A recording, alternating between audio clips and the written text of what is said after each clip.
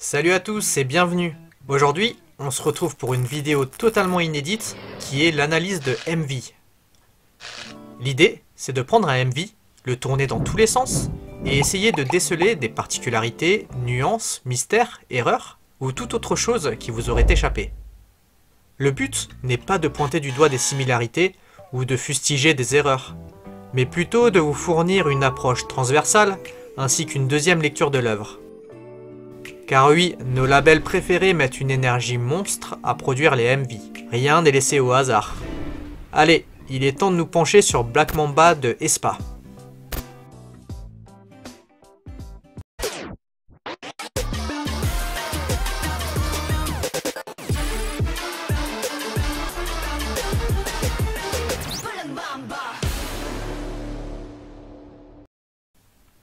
Le MV Black Mamba vous paraît familier ?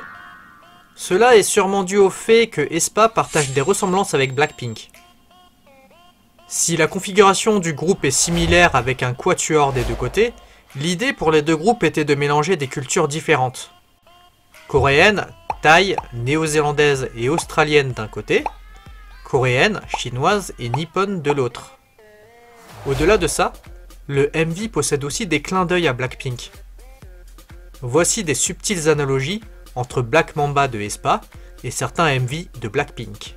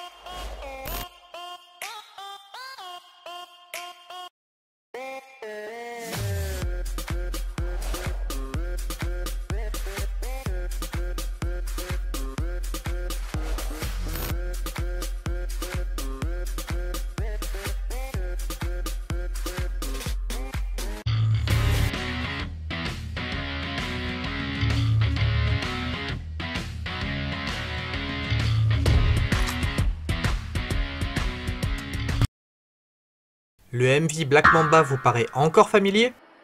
C'est peut-être dû au fait que le dernier groupe de SM partage aussi des points communs avec ITZY du label JYP.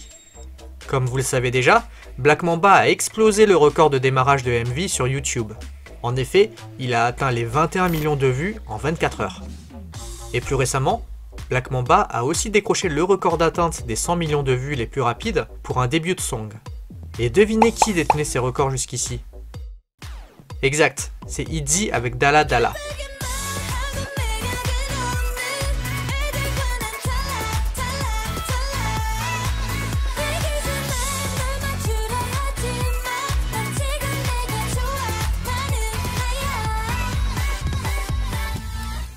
Le MV avait atteint les 17 millions de vues en 24 heures autrefois, puis les 100 millions de vues en 58 jours. Black Mamba, lui, a fait les 100 millions de vues en 51 jours. Concernant Black Mamba, on peut encore une fois retrouver des analogies entre aespa et ITZY.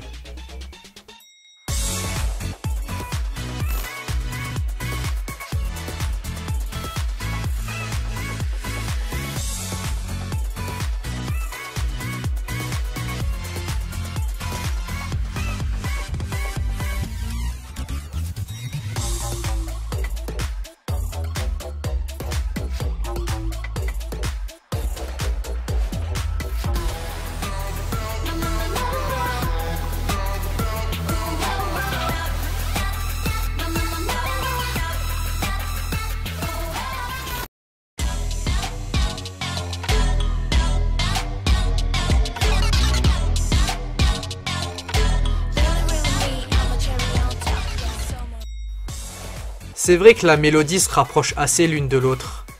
Et si on va voir du côté de la composition de Black Mamba, on tombe sur ces noms, qui sont intéressants. Car si de l'autre côté, on zoome sur la ligne artistique de ITZY, on y aperçoit que la composition, l'arrangement et le chœur sont semblables. Alors, je ne suis pas un expert en musicologie, mais je pense que forcément, même si ce sont des projets différents, il y a quand même une patte qu'on retrouve au niveau de la prod si elle est menée par les mêmes artistes. Et c'est d'ailleurs la raison pour laquelle je n'adhère pas au fait d'appeler cela du plagiat, comme certains pourraient le dire.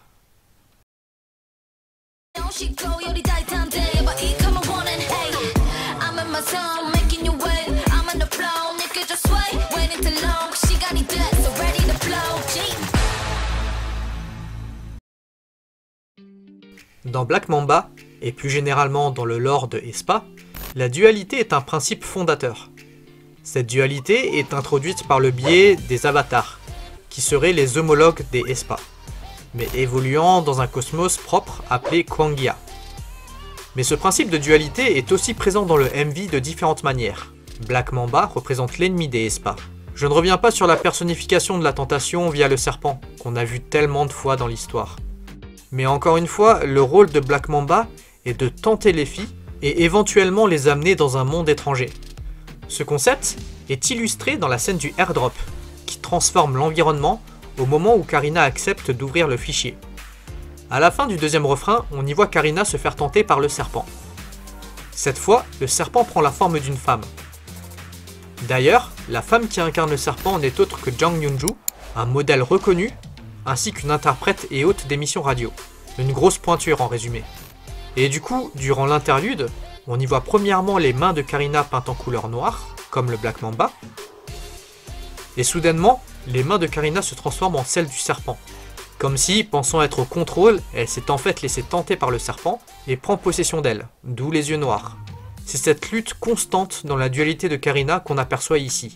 Plus généralement, le MV est entrecoupé d'expressions des filles tantôt graves et charismatiques, avec des expressions tantôt mignonnes et candides. Par contre, une des filles échoue adorablement dans cet exercice comparé aux autres.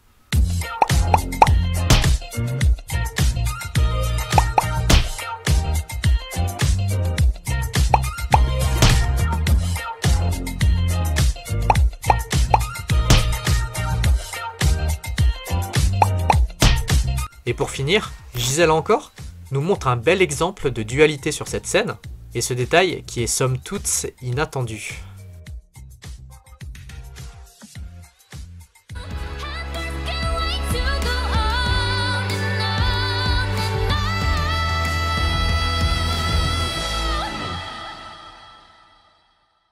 Pour ce nouveau groupe de SM, le label a décidé d'attribuer des signes distinctifs à chaque fille. Ces signes ont été introduits durant les teasers pré-MV. Mais on peut également retrouver ces symboles dans le site image du label SM Global Shop. Ainsi, on peut retrouver dans le MV le symbole de chaque fille qui apparaît durant certaines scènes. Dans la scène d'ouverture par exemple, on peut y voir les 4 symboles. Puis, nous pouvons apercevoir le cœur de Karina ici. Les papillons, qui est le symbole de Nining, et Winter est son signe de prédilection, qui est l'étoile. Et concernant Giselle... attendez. Ah, c'est bien ça. On retrouve pas le symbole du croissant de lune. Bah alors SM, on a oublié Giselle.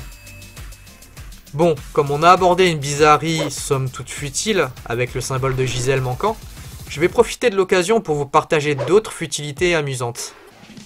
Alors, comme je vous l'ai dit, les MV sont des œuvres d'art qui sont produites avec une précision chirurgicale. Et encore plus quand cela concerne les MV qui font office de kick-off à la carrière de certains groupes.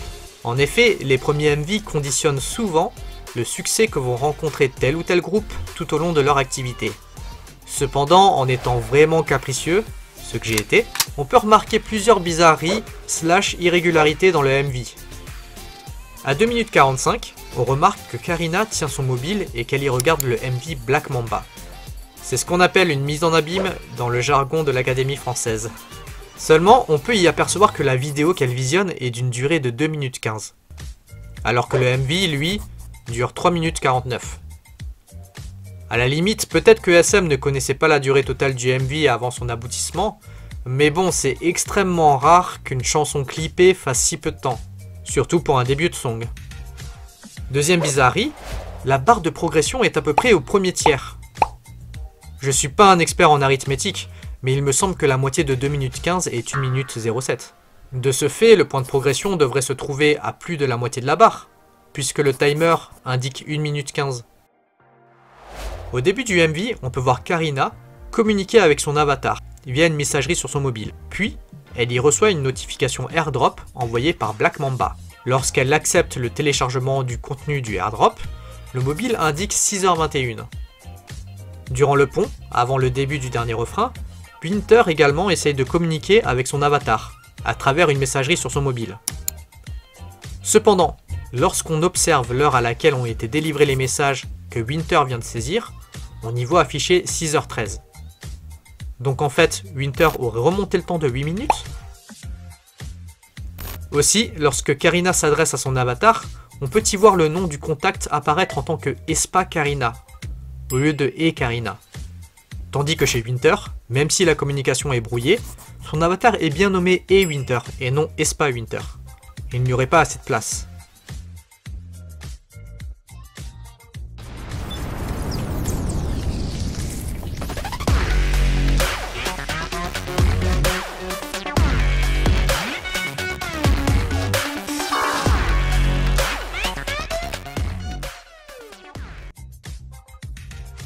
La ligne artistique et tout ce qui se rapporte à la production du MV est vraiment prodigieux. Il y a une nuance / emphase qui est assez bien amenée. Pour bien que vous compreniez la mécanique de cette emphase, voici la structure du MV.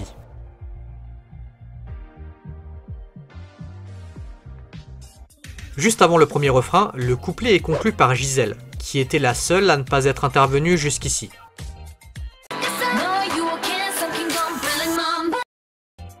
Alors qu'elle achève ce premier couplet par le titre du MV Black Mamba, qui est également le nom de l'ennemi, elle est la seule à le dire. De plus, sa modulation vocale est portée par une intonation aiguë, qui couvre moins d'octaves et est donc moins puissante.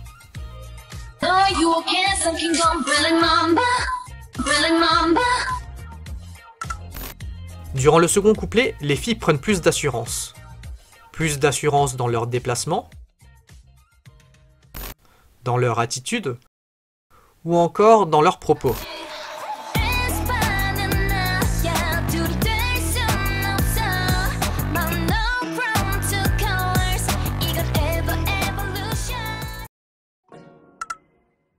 Cette fois, les filles concluent le couplet sûr d'elles tout ensemble. Sûr d'elles tout ensemble, en lançant un Black Mamba uni, déterminé et grave. Le son couvre plus d'octaves et est donc plus impressionnant.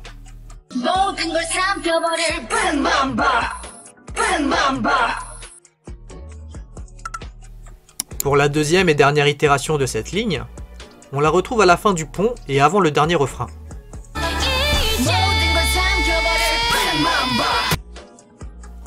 Cette fois, nous retrouvons encore une fois les 4 filles gronder Black Mamba, de la même manière, mais la puissance du passage est accrue par 2 éléments. En arrière-plan sonore, nous avons un support apporté par l'extraordinaire voix de Nining. Cette dernière fait monter sa voix progressivement.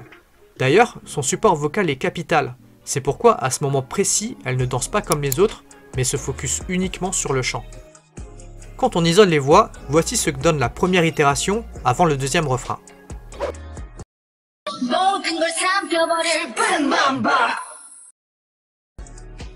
Et voici ce que donne la dernière, donc celle qui nous intéresse.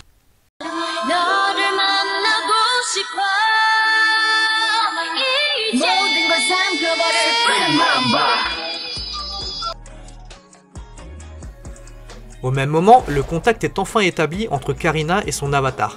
Et Karina ajoute de la force en percutant l'écran. Cette fois, au lieu de tomber à terre, la chorégraphie est plus nerveuse.